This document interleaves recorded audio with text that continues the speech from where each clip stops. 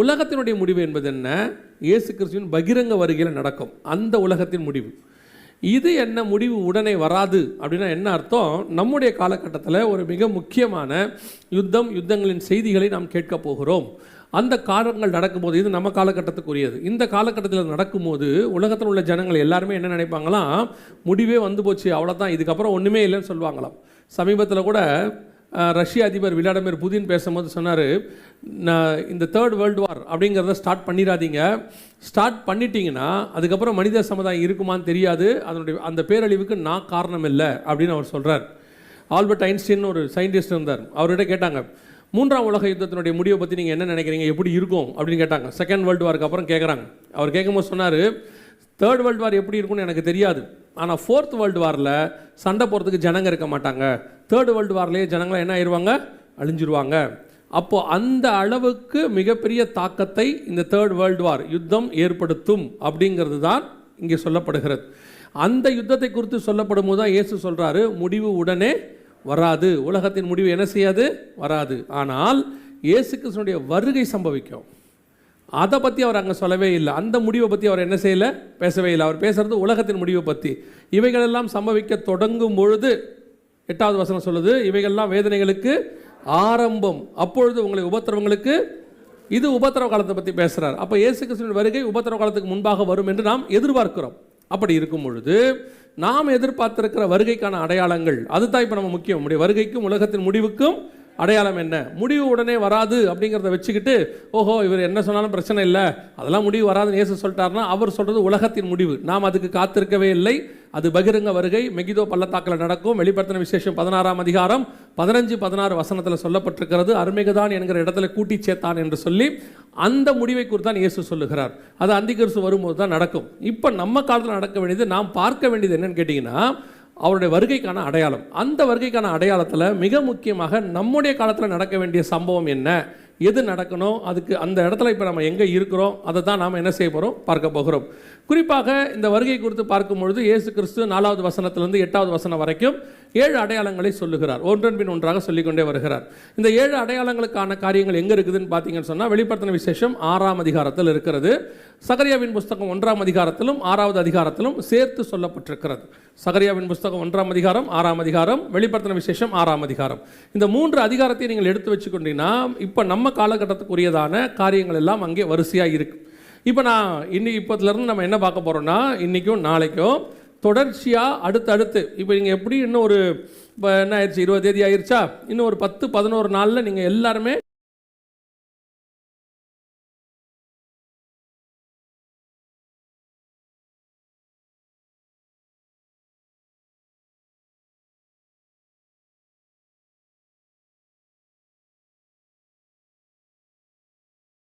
இப்போ எல்லாருமே இடம் அடிக்க ஆரம்பிச்சிட்டாங்க.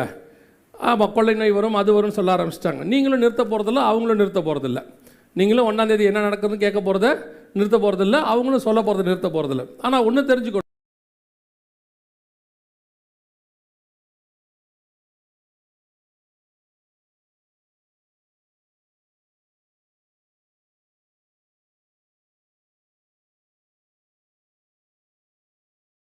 விடியற் காலமாகி 1ஆம் நாள் ஆயிற்றுன்னு ஆரம்பித்த கேலண்டரு எங்கே முடிவுக்கு வருதுன்னா, நோவாவோட ஜலப்பிரளயத்தோட முடிவுக்கு வருது. நோவாவுக்கு 600ஆம் வயதாகும் வருஷம் 2ஆம் மாதம் 17ஆம் தேதியாகிய அந்நாளிலே மகாளத்தின் ஊற்றுக்கண்களும் வானத்தின் மதகுகளும் திறவுண்டன. இல்லைங்களா? 7ஆம் அதிகாரம் ஆதியாகமத்தின் புஸ்தகத்தில் 11வது வசனத்தில் இருக்கு.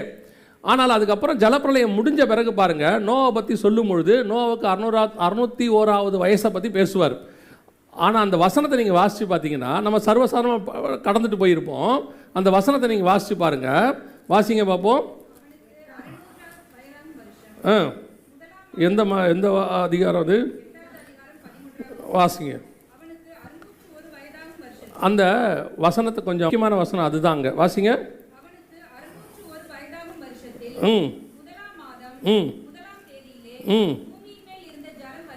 முதலாம் 601வது வருஷம் 1ஆம் மாதம் 1ஆம் தேதியில் நியூ ஸ்டார்ட் தொடங்குறாரு. எல்லாம் முடிஞ்சிருச்சு, புது கணக்கு ஸ்டார்ட் பண்ணுறாரு. இந்த இடத்துல 600ஆம் வருஷம் 2ஆம் மாதம் 17ஆம் தேதியில் உள்ளே போயிட்டான். இப்போ திருப்பி ஜலம் எப்போ வத்துச்சுன்னு கேட்டிங்கன்னா, 601வது வருஷம் 1ஆம் மாதம் 1ஆம் தேதி உங்கள் கணக்கில் சொன்னால் ஜனவரி மாதம் 1ஆம் தேதி நீங்கள் சொல்லிக்கலாம். இப்போ அவர் என்ன பண்ணுறாருன்னா எல்லா கணக்கையும் முடிச்சுட்டு ரீஸ்டார்ட் பண்ணுறாரு, திருப்பி ஃபஸ்ட்லேருந்து ஆரம்பிக்கிறார். இப்போ நோவாவில் ஆரம்பித்த அந்த கணக்கு எங்கே வரைக்கும் போகுதுன்னு கேட்டிங்கன்னா, யாத்ராகமத்தின் புஸ்தகத்தில் இஸ்ரவேல் ஜனங்கள் வெளியே வர வரைக்கும் போகுது. வெளியே வரும்போது கர்த்தர் என்ன சொல்கிறாரு, ஆபிப் மாதம் 2ஆம் மாதம் 14ஆம் தேதியாகி இந்நாளில் அவங்களுக்கு என்ன சொல்கிறாரு, இது உங்களுக்கு 1ஆம் நாளாக இருக்க கடவுது. அங்கே திருப்பி ரீஸ்டார்ட் பண்ணுறாரு. ரீஸ்டார்ட் பண்ணி திருப்பி இப்போ யோசிச்சு பாருங்களேன், இந்த கணக்கை வச்சுக்கிட்டு நீங்கள் ஜனவரி 1 என்ன கணக்கு பண்ணுவீங்க? இப்போ உள்ள கணக்கை தான் என்ன கணக்கு பண்ண முடியும்? இப்போ அதையும் தாண்டி நம்ம எங்கே வந்துட்டோம், நியூ டெஸ்ட்மெண்ட்டில் கிரிகோரி கேலண்டருக்குள்ளே வந்துட்டோம். கிட்டத்தட்ட 2025 வருஷத்துக்குள்ளே வந்துட்டோம். இது 10ஆம் நூற்றாண்டில் திருப்பி ரீமாடல் பண்ணப்பட்டிருக்கிறது. ஏறக்குறைய 10 நாளை தூக்கிட்டான்னு சொல்கிறாங்க. இப்போ நீங்கள் இந்த கேலண்டர்லாம் வச்சுக்கிட்டு இதுதான் இத்தனை வருஷம் இந்த கால்குலேஷன்னா எந்த கால்குலேஷனும் பண்ண முடியாது. நீங்கள் பைபிள் கால்குலேஷனை வச்சுட்டு பண்ணால் தான் முடியும். நாமளும் என்ன பண்ணுறோம், ஒவ்வொரு ஜனவரி மாதம், நான் ஜனவரி 1 இல்லைன்னு சொல்ல, இப்போ சொல்கிறேன், ஜனவரி 1 உலகத்தின் கணக்கு, அதை நம்ம ஃபாலோ பண்ணுறோம். அதன் அடிப்படையில் தான் எல்லாம் இருக்குது, நான் இல்லைன்னு சொல்லலை. ஆனால் நம்ம என்ன பண்ணுறோன்னா அதை ஒரு ஒரு ஒரு மிக முக்கியமான விக்கிரக நாளாய் மாற்றுகிறோம். மாற்றிட்டு அந்த நாளில் தான் ஆண்டவர் பேசுவார், அந்த நாளில் தான் தீர்க்கதரிசனம் வருது, அந்த நாளில் தான் வாக்குத்தத்தம் வருது. அந்த வருஷம் எப்படி இருக்கும், அந்த 1ஆம் தேதி வரைக்கும் தான் அந்த ஃபீவர் உங்களுக்கு இருக்கு. 2ஆம் தேதி ஆனோன்னா அந்த ஜுரம் அப்படியே இறங்கி போகுது. நான் நிறைய பேரை பார்த்துருக்குறேன். இந்த 1ஆம் தேதி கேலண்டர் வாங்குறதுல நீங்கள் அடிச்சுக்கிறது இருக்குல்ல, சர்ச்சிலையாக இருக்கட்டும் அல்லது போய் துணி கடையிலையாக இருக்கட்டும், புடவை கடையிலையாக இருக்கட்டும், கிட்டத்தட்ட 7000 ரூபா கொடுத்து புடவையெல்லாம் துணியை வாங்கியிருப்பாங்க. அந்த கேலண்டர் 50 ரூபா பெருமானம் வருமா? அதுக்கு கையை நீட்டி நிற்கிறத நீங்கள் பார்த்துருக்கணுமே, கேலண்டர் கொடுங்க. ஏன் போய் ஒரு 50 ரூபா கொடுத்து கேலண்டர் வாங்கினா என்ன, அது கொடுக்காட்டி அந்த கடைக்காரன்ட்ட சண்டை வேறு இருக்குது. 7000 ரூபாய்க்கு வாங்கியிருக்கேன், கட்டை பையும் கொடுக்கல, துணியும் கொடுக்கல. அந்த அந்த ட்ரெஸ்ஸோட கம்பேர் பண்ணால் கட்டை பையும் கேலண்டரை எம்மாத்திரம் பெறும். சரி, அவ்வளோ கஷ்டப்பட்டு கேலண்டரை வாங்கிட்டு போனீங்களே, அதை ஒவ்வொரு மாதம் மாற்றினீங்களா? இப்போ சர்ச்சில் கேலண்டர் வாங்கிட்டு போயிருப்பாங்க, போய் பாருங்கள். இப்போ டிசம்பர் வந்துருச்சு, பாதி பேர் வீட்டில் ஜனவரி தான் இருக்குது. நானும் போக முதல்ல இந்த கேலண்டரை மாற்றிருக்காங்களான்னு பார்ப்பேன். அதை வச்சு தான் அவங்க ஆவிக்குரிய அர்த்தத்தையே நம்ம கண்டுபிடிச்சிக்கலாம். அவர்கள் இன்னும் ஜனவரியிலே இருப்பாங்க. அவ்வளோ கஷ்டப்பட்டு ஜனவரி மாதம் வாக்குத்தத்தம் வாங்கி என்ன தான் பண்ணிய? இப்போ திருப்பி உங்களை கூப்பிட்டு ஜனவரி மாதம் 1ஆம் தேதி வாக்குத்தத்தம் என்னன்னு கேட்டால் ஞாபகத்தில் வருமா? என்னமோ சொன்னாங்க, நல்ல வாக்குத்தத்தங்கிறான். வாக்குத்தத்தம் எல்லாமே நல்லது தானே. ஸோ நாம் இந்த வாக்குத்தத்தத்துக்கு அடிக்ட் ஆகிட்டோம் ஒரு மாதிரி. அதுவும் 1ஆம் தேதி 2ஆம் தேதி வரைக்கும் தான். அதுக்கப்புறம் நமக்கு அது ஒன்றும் பெருசாக இல்லை. என்னமோ மற்ற 364 நாள் ஆண்டவர் பேசாத மாதிரியும், அந்த 1ஆம் தேதி மட்டும்தான் பேசுகிற மாதிரியும், அதுவும் நைட்டு 12 மணிக்கு தான் பேசுகிற மாதிரியும் நிறைய நம்ம சர்ச்சில் நல்ல வேலை வைக்கிறதில்ல. நானும் பாஸ்டர் ஆரம்பத்துலேருந்தே முடிவு பண்ணிட்டோம். இந்த வாட்ச் நைட் சர்வீஸ்னு ஒன்று இருக்குல்ல, அதை வைக்கிறதுலன்னு முடிவு பண்ணிட்டோம். அது எந்த கணக்குலையும் பைபிள் கணக்கில் வராது, அதனால் நாங்கள் வைக்கலை. 2வது, இந்த வாட்ச் நைட் சர்வீஸ் வச்சுட்டிங்கன்னா மறுநாள் ஃபுல்லாக வேஸ்ட்டாக போகுது. எப்படி நீங்கள் 3-4 மணிக்கு தான் போய் படுக்கிறீங்க, ஒரு பையிலும் பிரேக்ஃபாஸ்ட் சாப்பிட்றதே இல்லை, ஏந்திரிக்கிறது எல்லாம் 11 மணிக்கு தான் எழுதிக்குது. நியூ இயர் அதுவுமா சோறு கிடைக்க மாட்டேங்குது. இது உங்களுக்கு தேவையா? நல்லா தூங்கி எழுந்திரிச்சு 5-6 மணிக்கு வந்தீங்களா ஆராதனைக்கு, 8 மணிக்கு முடித்தோமா, போகும்போதே கறியை வாங்கிட்டு போனீங்கன்னா வேலை முடிஞ்சிருச்சு. எந்த கறி முடிவு பண்ணிக்க. எதுக்கு சொல்கிறேன்னா, நமக்கு இந்த காரியங்கள்லாம் நம்ம ஒரு விதமாய் நம்ம மாறிட்டோம், ஒரு ட்ரெடிஷனுக்குள்ளே போயிட்டு மாறிட்டோம். அதில் அந்த 12 மணிக்கு சர்ச்சுக்குள்ளே இருக்கிறதுன்றது ஒரு ஃபீவர் இருக்குது. ஆனால் அவன் போகிறதே 11:55 தான் போவான். அந்த 12க்குள்ளே போயிடணுமா, 12:05க்கு வெளியே வந்துடுவான். என்னடான்னு கேட்டால் அந்த 12க்கு உள்ளே இருக்கிறதுல அவனுக்கு என்ன இருக்குது, அப்படி ஒன்று இருக்குது. இந்த மாதிரி ஆட்கள் பார்த்துருக்கீங்களா? நீங்கள் பார்த்துருக்கீங்களா? பார்க்கலன்னா பாருங்கள், ஸ்டேஜில் நின்று பிரசங்கம் பண்ணிகிட்டு இருப்பாப்புல. யாருன்னு கேட்குறீங்களா?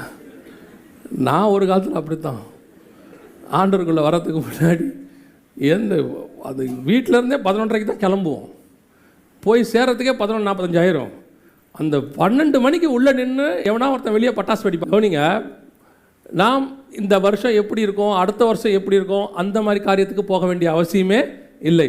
2024 எப்படி இருந்துச்சோ அதை விட 2025 மோசமாக இருந்துச்சு. ஆமாம் தானே? 2020ஆம் தேதி லாக்டவுன், 2020 லாக்டவுன் ரொம்ப மோசமாக போச்சு. ஆமாம் தானே? ஆனால் எல்லா வருஷமும் கர்த்தர் நம்மை பாதுகாக்க வல்லமை உள்ளவராக இருந்தார். ஆண்டவர் எல்லா காலத்திலும் நம்மளை எப்படி வச்சுருக்கிறாரு? நல்லா தான் வச்சுருக்காரு. நாம் தான் நம்மளை ஒரு ஃப்ரேம்குள்ளே கொண்டாந்துக்கிறோம். இப்படி 1ஆம் தேதி, அந்த 1ஆம் தேதி காலையில் வாக்கு தத்தம், அதெல்லாம் விடுங்க.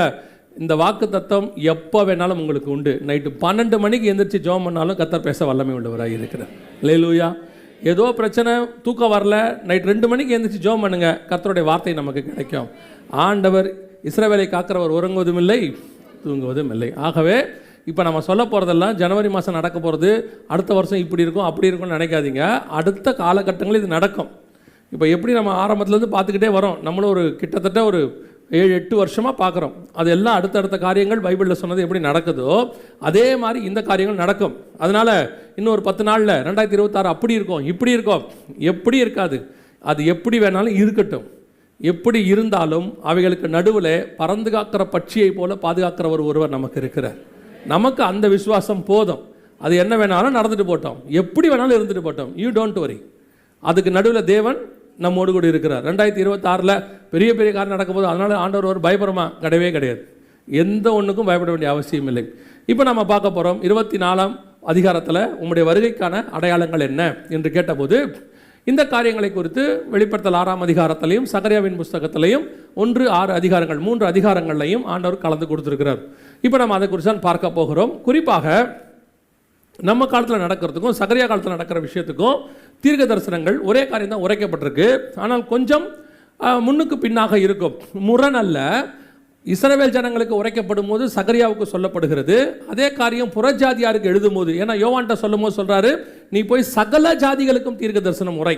அப்படி உரைக்கும் போது நமக்கு எது முன்னாடி வரணுமோ அதை இங்கே சொல்லியிருக்காரு, அவனுக்கு எது முன்னாடி வரணுமோ அவனுக்கு அதை சொல்லியிருக்கிறார். அந்த மாதிரி தான் இருக்குமே ஒழிய முரண்பாடாக இருக்காது. இப்போ நம்ம முதலாவது பார்க்க போகிற விஷயம் என்ன அப்படின்னு கேட்டிங்கன்னா, சகரியாவின் புஸ்தகம் 1ஆம் அதிகாரம் 7வது வசனத்தை வாசிங்க. தரியு அரசாண்ட 2ஆம் வருஷம்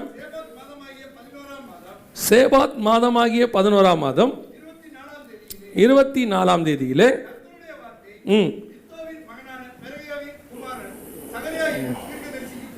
உண்டாயிற்று.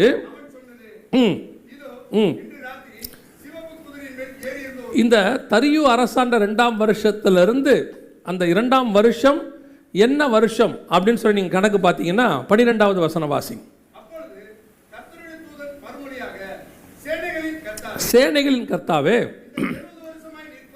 இந்த 70 வருஷமாய் நீர் கோபம் கொண்டிருக்கிற எருசலேமின் மேலும்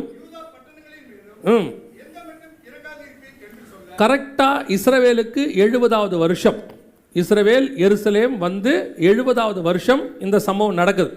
நல்லா தெரிஞ்சுக்கொள்ளுங்க, இந்த வேதத்தில் சொல்லப்பட்டிருக்கிற சம்பவங்கள் 1 இஸ்ரவேலுக்கும் பொருந்தும், 2 நமக்கும் பொருந்தும். ஒரு வசனத்துக்கு 2 பகுதி இருக்கும். ஆபிரகாமின் ஆசீர்வாதங்கள் இயேசு கிறிஸ்துவின் வழியாக யாருக்கு வருகிறது? புறஜாதியாருக்கு வருகிறது. நம்ம வாசிக்கிறோம் இல்லையா கலாத்தியர்ல. அதே மாதிரி தான் இந்த தீர்க்க தரிசனங்கள்லையும் பல காரியங்கள் நம்ம காலகட்டத்துக்குரியதும் அவங்க காலகட்டத்துக்குரியதும் ஒரே மாதிரி இருக்கும். அதனால தான் கர்த்தர் இணைச்சு கொடுத்துருப்பாரு. அதனால தான் இது வேதம் மகத்துவம்னு சொல்கிறோம். இந்த மாதிரி எழுதுறதுக்கு தேவனை தவிர வேற யாராலையும் முடியாது. இப்போ நீங்கள் கவனிச்சு பாருங்க, இந்த 70வது வருஷம் தரியு அரசாண்ட 2ஆம் வருஷம். அந்த 2ஆம் வருஷம் யாருக்கு எத்தனாவது வருஷம்? இஸ்ரவேலுக்கு அது எத்தனாவது வருஷம்?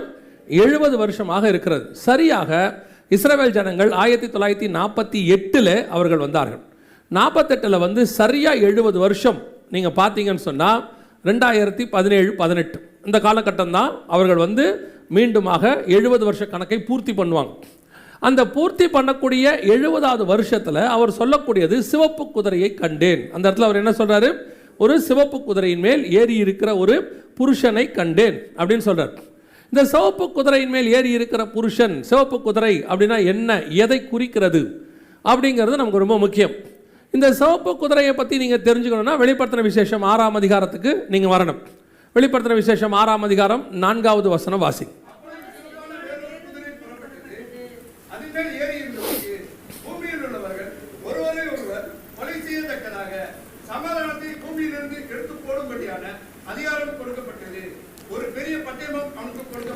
இது எதை பற்றி சொல்லப்பட்டிருக்குன்னா, ஏற்கனவே நம்ம நிறைய அதை பற்றி பேசியிருக்கிறோம். ஒருவேளை வராதவங்களுக்கு அல்லது புதுசாக வந்தவங்களுக்கு, அப்படி இந்த ஆன்லைன்லையும் பார்த்துட்டு இருக்கிறாங்க இல்லையா, அவங்களுக்கும் சேர்த்து சொல்கிறோம். இது எதை குறித்து சொல்லப்பட்டிருக்கிறது அப்படின்னு பார்த்தீங்கன்னு சொன்னால், அந்த தூதன் கையிலே பட்டயம் கொடுக்கப்படுகிறது. சிவப்பு குதிரையின் மேல் ஏறி இருக்கிற கையில் என்ன இருக்கிறது? ஒரு பட்டயம் இருக்கு. தூதன் கையில் பட்டயம் இருக்கிறது அப்படின்னா என்ன அர்த்தம்? 1 நாளாகமத்தின் புஸ்தகம் 21ஆம் அதிகாரம் 12வது வசனம் வாசி. 3 வருஷத்து பஞ்சமோ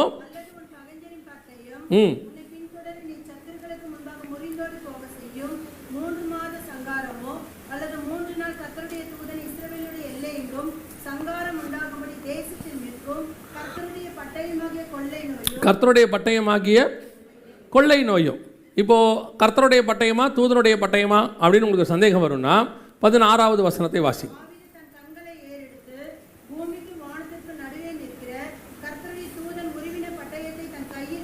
கர்த்தருடைய தூதன் உருவின பட்டயத்தை தன் கையில் பிடித்து அப்படின்னு இருக்கு. அன்னைக்கு என்ன வந்துச்சு எருசலேம்ல? 14வது வசனம் வாசிங்க. அப்போ சிவப்பு குதிரைக்கான அடையாளம் என்ன அப்படின்னு கேட்டிங்கன்னா அது கொள்ளை நோயை குறிக்கிறது. மிகப்பெரியதான கொள்ளை நோய் பூமி முழுக்க வரணும். இப்போ நல்லா கவனிங்க. வெளிப்படுத்த சகரியாவின் புஸ்தகம் 6ஆம் அதிகாரம் 7வது வசனத்தை வாசி.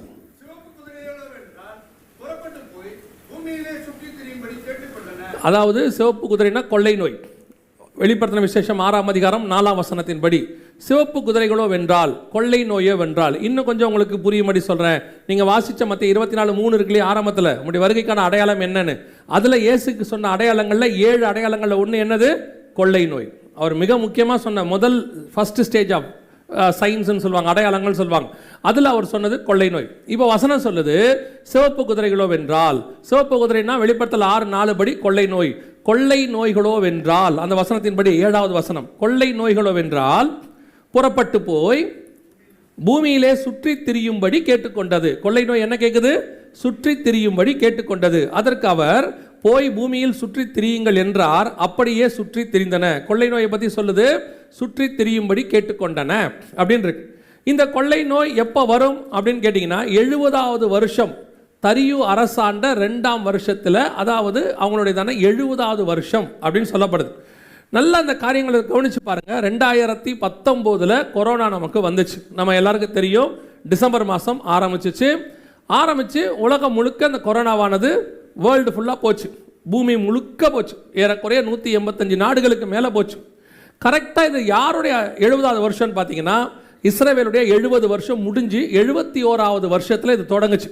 1948 70 வருஷம் கணக்கு பண்ணிங்கன்னா 2017, 18, 2019 இது தொடங்குச்சு. கரெக்டாக இது எப்போ ஆரம்பிச்சிச்சு? தரியு அரசாண்ட 2ஆம் வருஷம். கரெக்டாக கணக்கு பண்ணிங்கன்னா ட்ரம்ப் அரசாண்ட 2வது வருஷம். மிக துல்லியமாக இந்த தீர்க்க தரிசன வசனம் அப்படியே நிறைவேறுச்சு. இன்னும் இதுக்கு பின்னாடி நிறைய விஷயம் இருக்குது. ஆனால் இந்த அளவில் நான் மட்டும் இதை சொல்லிட்டு போகிறேன். இந்த கொள்ளை நோயானது, சிவப்பு குதிரையானது பூமியில் சுற்றி திரியும்படி கேட்டுக்கொண்டன. இதுதான் நாம் கரெக்டாக 70 வருஷம் கழிச்சு நம்ம ஏன் சிவப்பு குதிரையில் ஆரம்பிக்கிறோன்னா, அந்த சகரியாவின் புஸ்தகம் சிவப்பு குதிரையில் தான் ஆரம்பிக்குது. இது முடிஞ்சு 71வது வருஷத்தில் இது ஆரம்பிக்கணும். மிகச்சரியாக இந்த கொள்ளை நோய் பூமி முழுக்க சுற்றி திரிஞ்சது. ஆண்டவர் சொன்னபடி சுற்றி திரிஞ்சுக்கிட்டே இருக்குது. இன்னும் இருக்குது. அடுத்தடுத்த வேரியேட்டம் வந்துகிட்டே இருக்குது. அடுத்தடுத்த கொள்ளை நோய்கள் போயிட்டே இருக்குது. இப்போவும் நீங்கள் கேட்டு பாருங்கள். எந்த ஒரு பொருளாதார நிபுணர், எக்கனாமிஸ்டாக இருக்கட்டும், அல்லது மருத்துவர்களாக இருக்கட்டும், அல்லது கிளைமேட் ஆராதகர்கள் இருக்கட்டும், அத்தனை பேரையும் கேட்டு பாருங்கள். கொரோனாவுக்கு முன்னாடி, கொரோனாவுக்கு பின்னாடிம்பாங்க. கொரோனாவுக்கு அப்புறம் வேர்ல்டு என்ன ஆயிடுச்சு? வேற கோணத்துக்கு போயிடுச்சு. பொருளாதாரமாக இருக்கட்டும், எதுவானா இருக்கட்டும். கரெக்டாக இஸ்ரவேலுடைய 70வது வருஷம் நம்ம கொரோனான்னு சொல்கிறோம். ஆனால் சொல்ல வேண்டியது என்னென்னா, கரெக்டாக இஸ்ரவேலுடைய 70 வருஷம் கழித்து பூமி வேறொரு இடத்துக்கு போயிருச்சு. வேறு விதமான வேறு இடத்துக்கு போயிருக்கு. இப்போ நம்ம அந்த காலகட்டத்தினுடைய மிக முக்கியமான இடத்துல நம்ம நின்றுக்கிட்டு இருக்கிறோம். அதில் சிவப்பு குதிரையை நம்ம சந்திச்சிருக்கிறோம். அது நம்ம கண்ணுக்கு முன்னாடி மிகப்பெரியதான பூமியில் உள்ளவர்கள், அந்த 6ஆம் அதிகாரம் 4ஆம் வசனம் வெளிப்படுத்தின விசேஷம் சொல்லுது, பூமியில் உள்ளவர்கள் ஒருவரை ஒருவர் கொலை செய்யத்தக்கதாக. அப்போது கொரோனா வந்தோடைய விதத்தை நீங்கள் பார்த்தீங்கன்னா நீங்கள் மறந்துருக்க மாட்டீங்க. குவாரண்டைனுங்கிற மறந்துருக்க மாட்டீங்க. அல்லது தனித்திரு, விழித்திரு, விலகீரு மறந்துருக்க மாட்டீங்க. இதெல்லாம் ஏன் சொன்னாங்கன்னு கேட்டிங்கன்னா, இந்த கொரோனாவானது ஒருத்தர் மூலமாக இன்னொருத்தருக்கு பரவுச்சு. ஒருவரை ஒருவர் கொலை செய்யத்தக்கதாக. இது மிகச்சரியாக பூமி முழுக்க வந்துச்சு. ஒருவரை ஒருவர் கொலை செய்யத்தக்கதாக வந்துச்சு.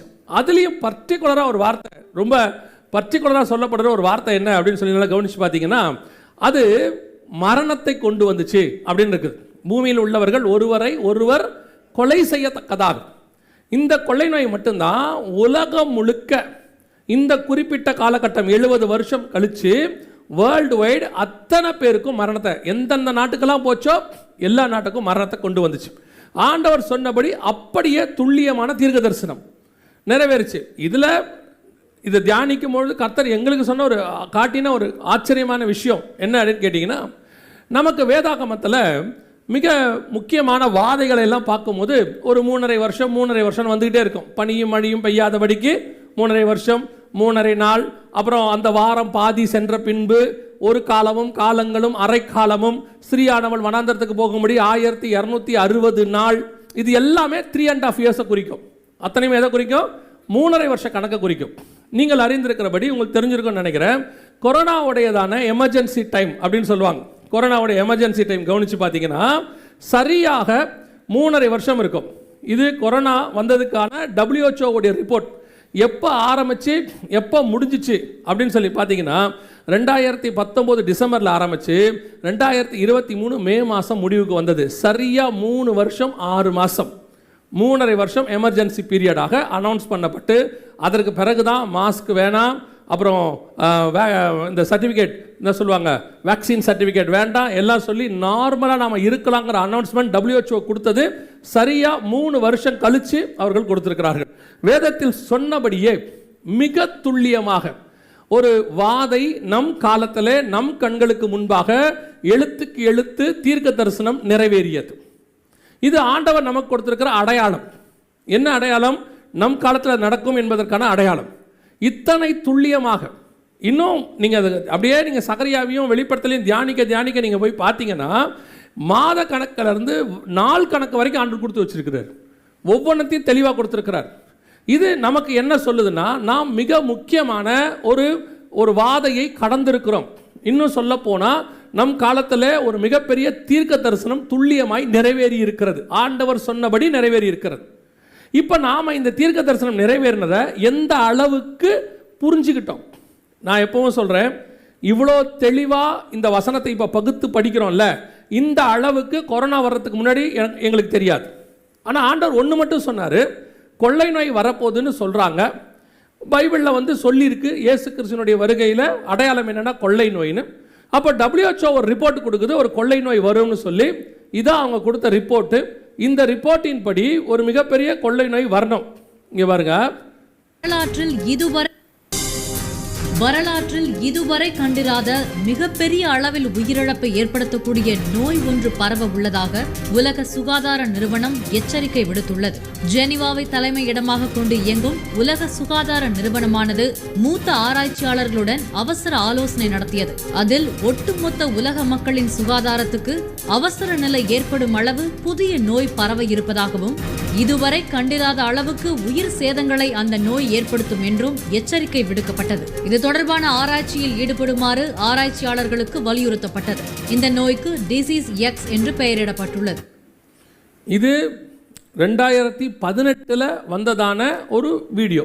WHO உடைய ரிப்போர்ட்டை அடிப்படையாக கொண்டு உலகம் முழுக்க இருக்கிற எல்லா நாடுகளுக்கும் அவர்கள் சொல்லி அந்தந்த நாடுகள் தங்கள் மக்களுக்கு ஒரு எச்சரிப்பை காஷனை கொடுத்தாங்க. இப்போ நம்ம நாட்டிலையும் அது எல்லா மாநிலங்களுக்கும் அந்தந்த மொழியில் கொடுக்கப்பட்டு டிவியில் இப்படிப்பட்ட காரியங்கள் வந்துச்சு. இப்போ இதை வரபோது ஆண்டவர் எங்களுக்கு ஒரு காரியம் உணர்த்தினார், ஒரு கொள்ளை நோய் வரபோது. இது வேதத்தில் அப்போ எங்களுக்கு இந்த சகரியா புஸ்தகத்துக்கும் வெளிப்படுத்தின விசேஷத்துக்கும் உள்ள எந்த தொடர்பும் தெரியாது. ஒரு காரியத்தை மட்டும் ஆவியானவர் உணர்த்தினார். மத்திய 24 இயேசு கிறிஸ்துவின் வருகைக்கான அடையாளம் கொள்ளை நோயின்னு இருக்கு. இப்போ இவங்க ஒரு கொள்ளை நோய் சொல்றாங்க. இதுதான் அந்த கொள்ளை நோய் அப்படின்னு சொல்லி இயேசு சொன்ன மென்ஷன் பண்ண மிக முக்கியமான ஒரு கொள்ளை நோயின்னு சொல்லி. அப்போ எங்களுக்கு இதை பற்றி எதுவும் தெரியாது. ஆனால் ஒன்று மட்டும் விசுவாசம், பைபிள் சொல்லியிருக்கு, ஆண்டவர் சொல்லியிருக்காரு, கொள்ளை நோயின்னு சொல்லி எடுக்கிறோம். அப்போ நிறைய பேர் கேட்ட கேள்வி என்னென்னா, இதுக்கு முன்னாடி எத்தனையோ வாட்டி கொள்ளை நோய் வந்திருக்குது, அந்த கொள்ளை நோயெல்லாம் சொல்லாமல் இதுதான் எப்படி சொல்கிறீங்க அப்படின்னு சொல்லும் போது, வெளிப்படுத்தின விசேஷம் 3 அதிகாரங்களை முடித்து 7ஆம் அதிகாரத்தில் சபை பரலோகத்தில் இருக்குது. அதுக்கு முன்னாடி இது நடக்கணும்னு இருக்குது. அப்போ அது கடைசி காலத்தில் நடக்க வேண்டிய சம்பவம். ஏன்னா 3ஆம் அதிகாரம் 20ஆம் வசனத்தில் சபையை பார்த்து கதவை தட்டுறாரு. 7ஆம் அதிகாரம் 9ஆம் வசனத்தில் சபை பரலோகத்தில் இருக்குது. அந்த சபை காலத்தினுடைய முடிவுக்கும் சபை பரலோகத்துக்கு போகிறதுக்கும் முன்னாடி நடக்கணும், நடுவில் நடக்கணும் இந்த சம்பவம். அதை மட்டும் ஆண்டவர் உணர்த்துறார். அப்போது இதை யார் சொன்னாலும் அதெல்லாம் கிடையாது, 6ஆம் அதிகாரம் இப்போ நடக்காது, அந்த முத்திரையெல்லாம் உடைக்க மாட்டாங்க, இப்படி நிறைய காரியம் சொல்லிக்கிட்டே இருக்கிறாங்க. அப்போது ஒரு வசனத்தை ஆண்டவர் எங்களுக்கு உணர்த்தினார் வாசிக்கும் போது. ஓசியாவின் புஸ்தகம் 3ஆம் அதிகாரம் 5வது வசனம் வாசி. ஓசியாவின் புஸ்தகம் 3ஆம் அதிகாரம் 5வது வசனம். பின்பு இஸ்ரவேல் புத்திரர் திரும்பி தங்கள் தேவனாகிய கர்த்தரையும் தங்கள் ராஜாவாகிய தாவீதையும் தேடி கடைசி நாட்களில் கடைசி நாட்களில் அஞ்சிக்கையாய் வருவார்கள். இந்த கடைசி நாட்களில் வருவாங்கன்ற வசனத்தை கர்த்தர் உணர்த்திட்டு சொன்னார், இஸ்ரவேல் ஜனங்கள் எப்போ திரும்பி வராங்களோ அதற்கு பிறகு இது நடக்கணும்னு சொன்னார். ஏன்னா அப்போதான் அது கடைசி காலம். 7வது சபையின் காலம் என்பது கடைசி காலம். அத்திமரம் துளிர்க்கிறது என்பது கடைசி காலம். ஸோ இஸ்ரவேல் வந்த பிறகு 6ஆம் அதிகாரம் நடக்கணும் அப்படின்னு மட்டும் உணர்த்தினார். இதையும் போய் அதுக்கப்புறம் சொல்கிறோம், 6ஆம் அதிகாரம் கடைசி வசனம் இந்த மாதிரி கடைசி காலத்தில் நடக்கும். ஆண்டவர் சொன்னபடி கொள்ளை நோய் வரப்போகுது, கொரோனா வர்றதுக்கு முன்னாடி 2018 சொல்கிறோம். அப்போவும் ஒரு கூட்டம் என்ன சொல்கிறாங்க, இதெல்லாம் கிடையாது, அப்படிலாம் நடக்காது, சும்மா இவர் பழைய ஏற்பாட்டை வச்சுக்கிட்டு கதை விட்டுக்கிட்டு இருக்காரு இப்படின்னு சொல்லிட்டு இருக்கிறாங்க. ஆனால் கொள்ளை நோய் வரப்போது ஆண்டவர் சொன்னது, WHO சொன்ன ரிப்போர்ட்டு, இதை வச்சுக்கிட்டு மட்டும் சொல்லிக்கிட்டே இருக்கிறோம். அப்போ தான் ஆண்டவர் வெளிப்படுத்தின விசேஷம் 6ஆம் அதிகாரத்தை பற்றி எக்ஸ்பிளைன் பண்ணுறார், 4வது வசனத்தை. அதை எடுத்து 4ஆம் அதிகாரத்தை, அந்த 4வது வசனத்தை எக்ஸ்பிளைன் பண்ணி இந்த மாதிரி ஒரு பட்டயம் அப்படின்னா கொள்ளை நோய் இதெல்லாம் சொல்லும் போது திருப்பி என்ன சொல்கிறாங்க, அதெல்லாம் 6ஆம் அதிகாரம் இப்போ நடக்காதுங்க, அதெல்லாம் நடக்கிறதுக்கு எவ்வளோ நாள் ஆகும், அதெல்லாம் வருகைக்கு பின்னாடி தான் வரும், அப்படி ஒரு கூட்டம், ஒரு நிர்விசானம். அப்புறம் ஆண்டவர் சகரியாவின் புஸ்தகத்தை எக்ஸ்பிளைன் பண்ண ஆரம்பித்தார். எக்ஸ்பிளைன் பண்ணி இந்த 70 வருஷ கணக்கையும் அதோடு கூட நடக்கக்கூடிய சம்பவங்கள், எருசலேம் சம்பவங்கள், இது மட்டும் இல்லை, திருப்பியும் சொல்கிறேன், இதோட இன்னும் ஒட்டி நிறையா இருக்குது. இது எல்லாத்தையும் மொத்தமாக கம்பேர் பண்ணி இயேசு சொல்லும்போது மிக தெளிவாக இந்த கொள்ளை நோய் 6ஆம் அதிகாரம் 4ஆம் வசனம் என்பது வெளிப்படுத்தின விசேஷம் சிவப்பு குதிரை, சகரியாவின் புஸ்தகம் 1ஆம் அதிகாரம் 7ஆம் வசனம் 8ஆம் வசனமோ, சகரியாவின் புஸ்தகம் 6ஆம் அதிகாரம் 7ஆம் வசனமும் மிக துல்லியமாய் நம் காலத்தில் கடந்து போன கொள்ளை நோய் என்பதற்கான ஆதாரம் இருந்துச்சு. இப்போ உங்களுக்கு எதுக்கு சொல்கிறேன்னா, இது இப்போ நம்ம கடந்து வந்திருக்கிறோம். ஒருவேளை நாங்கள் அப்போ 2018 சொல்லும்பொழுது அது விசுவாசத்தின் அடிப்படை, ஏன்னா ஆண்டவர் வசனத்தில் சொன்னார், நாங்கள் அதை கொண்டு போய் பேசணும். ஆனால் இப்போ அதுக்கான வசனத்திலிருந்தே எல்லா ப்ரூஃபும் இருக்குது. நம் மிக முக்கியமாக ஒரு காரியத்தை நாம் கடந்து போயிருக்கிறோம், கொள்ளை நோயை கடந்து போயிருக்கிறோம். ஏறக்குறைய 2 கோடி பேர் உலகளாவிய இறந்து போனதாக, மரணமடைந்ததாக WHO சொல்லுது, உலக சுகாதார மையம். ஏறக்குறைய 2 கோடி பேர். ஆனால் நம்முடைய பேப்பரில், இந்தியாவில் வந்த பேப்பரில் என்ன சொல்லியிருக்கிறாங்கன்னா, எக்ஸ்பெக்ட் பண்ணதை விட அல்லது சொன்ன கணக்கை விட 8 மடங்கு அதிகமாக செத்துருக்கிறாங்க அப்படின்னு ரிப்போர்ட் சொல்கிறாங்க. என்ன சொன்னாங்களோ செத்துட்டாங்கன்னு சொல்லி அதை விட 8 மடங்கு அதிகமாக செத்துருக்கிறாங்கன்றாங்க. அது எப்படியோ யார் எப்படியோ, ஆனால் ஒரு மிகப்பெரியதான உயிர் சேதம் அல்லது மிகப்பெரியதான ஒரு வாதை நம் கண்களுக்கு முன்பாக நடந்துச்சு. நாம் கிராஸ் பண்ணி வந்தோம், சரியாக 3.5 வருஷம் கிராஸ் பண்ணோம். நம்ம யோசித்து பாருங்க, அன்னைக்கு எருசலேமில் ஒரு 70,000 பேர், அன்னைக்கு நினிவேல ஒரு 1,20,000 பேர். சொல்லும் பொழுதே ஆண்டவர் பதபதைக்கிறார், இவ்வளோ பேர் இருக்கிறாங்கப்பா, வலது கைக்கும் இடது கைக்கும் வித்தியாசம் தெரியாத ஜனங்கள் அப்படிங்கிறார். ஒரு 1,20,000 பேருக்கு அவ்வளோ ஆண்டவர் பரிதவிச்சிருப்பாருன்னா, இப்போ கொரோனாவில் செத்து போனது 2 கோடி பேர். அவர் நேற்றும் இன்றும் என்றும், அன்னைக்கு மனஸ்தாபப்பட்டவர், பதபதைச்சவர், இன்னைக்கும் அப்படி தான் இருப்பார். இன்னைக்கும் யோசிச்சிருப்பார், இந்த 2 கோடியில் எத்தனை நரகத்துக்கு போயிருக்கோம், எத்தனை பரதீசிக்கு போயிருக்கோம், எத்தனை பேர் ஏவனை அறியாமல் இருந்திருப்பாங்க. ஆனால் இதை எதை பற்றினதான கவலையும் எதுவுமே சபைக்கு இல்லை. சபைனா நமக்கு எதுவுமே கிடையாது. நம்மளை பொறுத்த வரைக்கும் என்ன, கொரோனா வந்தபோது நம்ம சாவாமல் இருந்தால் சரி, சோத்திரம் பிரைஸ்தலான் அல்லேலூயா. அதில் நம்ம என்ன சொல்லுவோம், சாட்சி என்ன சொல்லுவோம், கர்த்தருடைய பெரிய கிருபையில் பக்கத்து வீட்டில் செத்தான், இந்த வீட்டில் செத்தான், நாங்கள் மட்டும் சாவலை. இது கரெக்டா? நம்ம சாவலைங்கிறது நல்ல சந்தோஷமான விஷயம்தான். பக்கத்தில் ஒருத்தன் செத்துட்டானே, அவன் கர்த்தருக்குள்ளே செத்தானா, கர்த்தருக்கு வெளியே செத்தானா? இந்த கேள்வி வந்துச்சா? நம்ம என்னைக்காவது யோசிக்கிறோமா? ஒரு பெரிய பரிசுத்தவான் கார் ஆக்சிடெண்ட்டில் மோதிருச்சு, சாக போகிறார், கர்த்தருக்குள்ளே நித்திரை அடைய போகிறார். லாஸ்ட் மினிட் தூக்குறாங்க அவரை. தூக்கும் போது அவர் கேட்ட கடைசி கேள்வி என்ன தெரியுமா? எதிரில் ஆக்சிடெண்ட் ஆச்சு, அந்த டிரைவருக்கு என்னாச்சு, உயிரோடு இருக்கிறாரா அப்படின்னு கேட்டாராம். அதோட அர்த்தம் என்ன தெரியுமா? நான் செத்தா பரவாயில்ல, நான் எங்கே போயிடுவேன், பரதீசிக்கு போயிடுவேன், பரலோகத்துக்கு போயிடுவேன், நம்ம கணக்கு, உங்கள் கணக்குக்கு பரதீசிக்கு போயிடுவேன். ஆனால் எதிரில் இருக்கிறவன் ஒருவேளை தேவனை அறியாதவனாக இருந்தால் எங்கே போவான்? அந்த மரணிக்கும் தருவாயில் கூட அந்த பரிசுத்தவானுக்கு இன்னொரு ஆத்மா மேலே என்ன இருக்குது, ஒரு பாரம் இருக்குது பாருங்க. இன்னைக்கு நமக்கு அந்த பாரம் இருக்கா? நம்மளை பொறுத்த வரைக்கும் சாட்சி என்ன, எல்லாம் செத்தா நான் பொழைச்சேன். ஐசியூவில் பார்த்தீங்கன்னா டெய்லி ஒருத்தர் செத்தாங்க, நான் மட்டும் கர்த்தர் என்னை கிருபையாக காப்பாற்றினார். அப்போ நமக்கு மட்டும் அவர் கர்த்தர், அவனுக்கு யாரு? அவனை ஏன் காப்பாற்றலை? அவனுக்கு தேவனை தெரியல, ரைட், ஓகே. அவனை சொல்ல வேண்டியது யாரு? நமக்கு இன்னும் அந்த அந்த ஆத்ம பாரம் தேவன் சொன்ன இடத்துக்கு வரவே இல்லை. நம்மளை பொறுத்த வரைக்கும் ஒரு குறுகிய வட்டம், நம்மளை பொறுத்த வரைக்கும் ஒரு காரியம். எங்களுக்கு ஆண்டவர் சொன்னார் கொரோனா நேரத்தில், எங்களுக்கு கொரோனாக்கு முன்னாடி இந்த விஷயத்தை கொண்டு போய் எல்லாருக்கும் சொல்லும் பொழுது அப்பவும் இப்படி தான் ஓட விடுவார். அந்த இடத்துக்கு இந்த கர்த்தருடைய பெரிய கிருபையில் எப்படியும் ஒரு வாரம் எந்த இடத்துலையாவது போய் சொல்கிறதுக்கு ஆண்டவர் கிருபை தருவார். கடைசியாக கர்நாடகாவில் தான் நாங்கள் இது கொடுக்குறோம், மெசேஜ் கொடுக்குறோம். லாக்டவுன் போட்டாங்க, அடித்து பிடிச்சி கார் எடுத்துக்கிட்டு சென்னைக்கு வரோம். அப்போ நாங்கள் என்ன நினைக்கிறோம், இதுக்கு மேலே நம்ம என்ன பண்ண முடியாது, மினிஸ்ட்ரி பண்ண முடியாது. நான் ஆண்டவர் சொன்னார், நான் உனக்கு ஒரு வழியை ஓப்பன் பண்ணி தருவேன் அப்படின்னு. வழி ஓப்பன் பண்ணி கொடுத்தாரு. கொரோனா நேரத்தில் எல்லா நாளும் இந்த செய்திகளை சொல்வதற்கு கர்த்தர் கிருபை தந்தார். நான் எதுக்கு சொல்கிறேன் தெரியுமா, உங்களுக்கு மட்டும் அப்படி ஒரு வாஞ்சை சொல்லணும்னு வந்துருச்சுன்னா, உலகமே கதவு அடைக்கப்பட்டிருந்தாலும் நமக்கு கதவை திறப்பதற்கு கர்த்தர் வல்லமை உள்ளவராக இருக்கிறார். நாம் அந்த விருப்பம் இல்லாதவங்க, அதான் இங்கே முக்கியமே. நமக்கு அந்த இஷ்டம் இல்லை, போய் சொல்லணும், இன்னொருத்தனை காப்பாற்றணும். நம்ம வீட்டில் மரணம் வராமல் இருந்தால் சரி, ஸ்தோத்திரம். ஏன் வெளியே போயிட்டு வந்தோம்னா ஆட்டோமேட்டிக்காக வாய்ப்பு இருக்குது, கொரோனா தொத்துவதுக்கு வாய்ப்பு இருக்குது. ஆனால் கொரோனா பீரியடு ஃபுல்லாக வீடியோ எடுக்கிறதுக்கு நாங்கள் வெளியே தான் போகணும். எங்ககிட்ட கேமரா கிடையாது.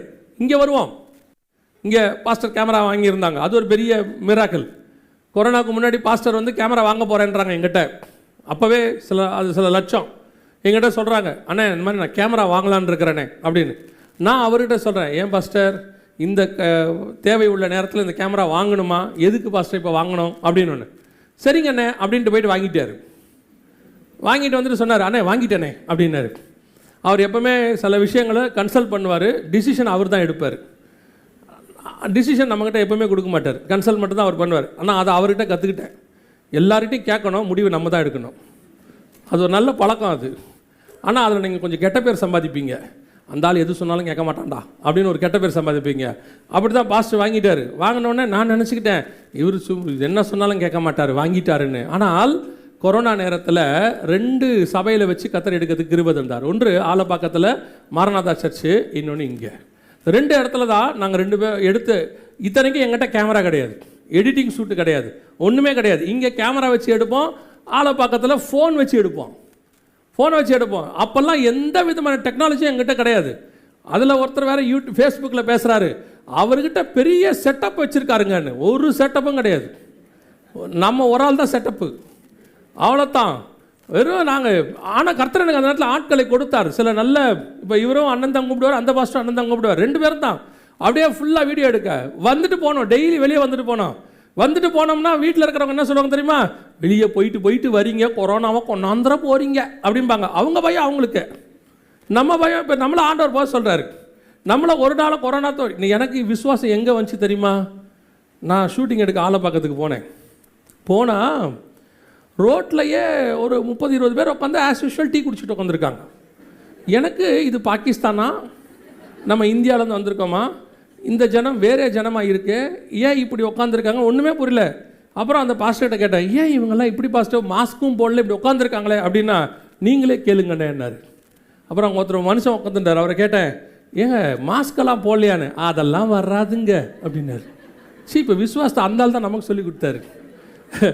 நம்ம அதாவது ப்ரிகாஷனாக இருக்க தப்பு இல்லை, திரும்பியும் சொல்கிறேன், நீங்கள் மாஸ்க் போடக்கூடாதுன்னு நான் சொல்லலை. அவனுக்கு ஒரு தைரியம் இருக்குல்ல, நீங்கள் வேணால் அந்த குருட்டு நம்பிக்கைன்னு சொல்லிக்கிங்க, அப்படி வேணால் வச்சுக்கலாம். ஆனால் அவருக்கு ஒரு விசுவாசம், அதெல்லாம் வரல, அந்த பகுதிக்கு வரல. எல்லா தெருவையும் லாக் பண்ணிட்டாங்க அப்போல்லாம், உள்ளே வர விடாமல். அந்த ஒரு தெரு மட்டும் ஓப்பன், அது நமக்காக. அங்கே தான் வீடியோ இருக்குது, வேறு இடத்துல எடுக்கணும்.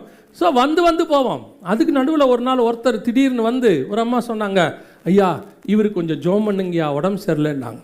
கையை வச்சுட்டு கேட்டேன், என்னான்னு கேட்டேன், இந்த கொரோனாவான்னாங்க. நடந்த சம்பவம் அது. இப்போ கையை எடுக்கிறதா வைக்கிறதா, வச்ச பிறகு அவரும் மாஸ்க்கு போடல, நானும் போடல. அதான் ரொம்ப ரொம்ப முக்கியமான விஷயம்.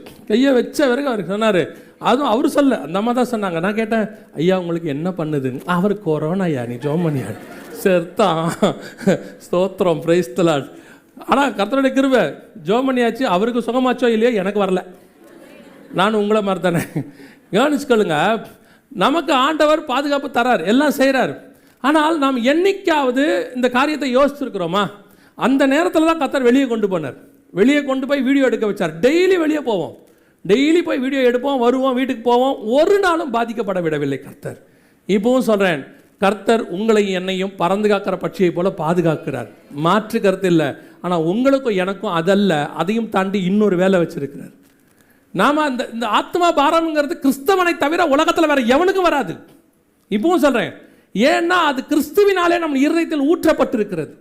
ஆத்மா பாரம் இல்லாமல் ஒரு கிறிஸ்தவன் இருக்கிறான் என்றால் அவன் ரட்சிப்பில் பிரச்சனை இருக்குன்னு அர்த்தம்.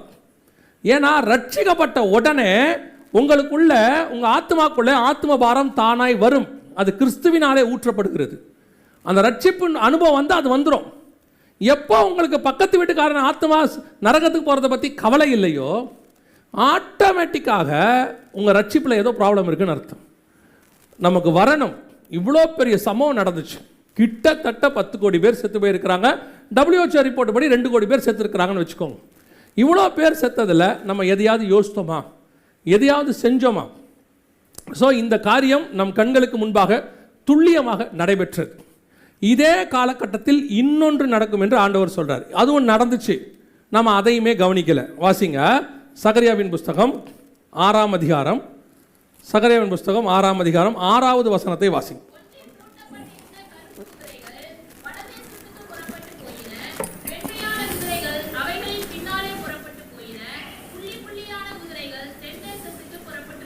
இதில் 6ஆம் அதிகாரம் அந்த 6ஆம் வசனத்தில் ஃபஸ்ட்டு சொல்கிற வார்த்தை என்ன? ஒன்றில் பூட்டப்பட்டிருந்த கருப்பு குதிரைகள் வடதேசத்துக்கு புறப்பட்டு போயின அப்படின்னு இருக்கு. இப்போ அதுக்கு அப்புறம் தான் வசனம் சொல்லுது, 7ஆம் அதிகாரத்தில் சிவப்பு குதிரைகள் சுற்றி திரியும்படி கேட்டுக்கொண்டன. சரியாக 2019 லாஸ்ட்டில் கொரோனா ஆரம்பிச்சது. ஆரம்பித்த பிறகு கருப்பு குதிரை வட தேசத்துக்கு போகணும். கருப்பு குதிரைன்னா என்ன, அதை முதல்ல நம்ம வாசிக்கணும். வெளிப்படுத்தின விசேஷம் 6ஆம் அதிகாரம் 5-6 வசனங்கள் வாசிங்க.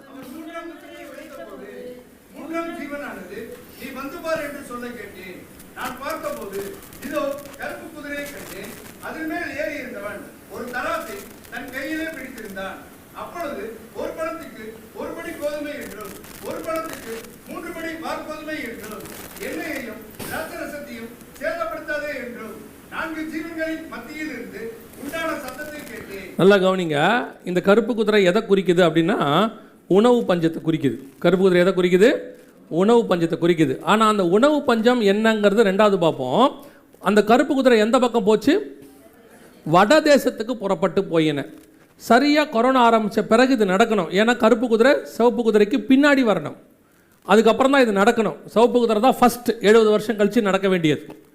கரெக்டாக கொரோனா நடந்துக்கிட்டே இருக்கும்பொழுது உங்களுக்கு தெரிஞ்ச ஒரு சம்பவம் தான் அது. ஆனால் அதை நீங்கள் சாதாரணமாக வேர்ல்ட்லேயே எடுத்திருப்பீங்க. என்னன்னு கேட்டால், ரஷ்யா உக்ரைன் வார் தொடங்குச்சு, ஞாபகம் இருக்குதா? இன்னும் போயிட்டு இருக்கு, ஸ்டில் நவ் போயிட்டே இருக்குது.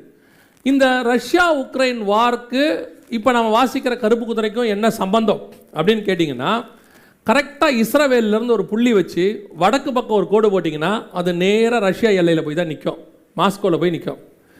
அதே ரஷ்யாவுடைய அந்த பார்டரில் இருக்கிற இன்னொரு நாடு தான் உக்ரைன். ரெண்டுமே வடக்கு பக்கம் தான் இருக்கும் இஸ்ரவேலுடைய கணக்கில். இஸ்ரவேல் கணக்கில் ரெண்டும் வடக்கு பக்கம் இருக்கும். உங்களுக்கு தெரிந்திருக்கிறபடி அல்லது தெரியாமல் கூட இருக்கலாம், பிரெட் பேஸ்கெட் ஆஃப் யூரோப்புன்னு சொல்லுவாங்க. யாருன்னா உக்ரைன்னு சொல்லுவாங்க. அதாவது ஐரோப்பா முழுமைக்கும் கோதுமை ஏற்றுமதி செய்யக்கூடிய மிகப்பெரிய ஏற்றுமதி ஃபர்ஸ்ட் நம்பர் 1 யாருன்னு கேட்டிங்கன்னா உக்ரைன். இவங்க தான் கோதுமை ஏற்றுமதி பண்ணுற நம்பர் 1.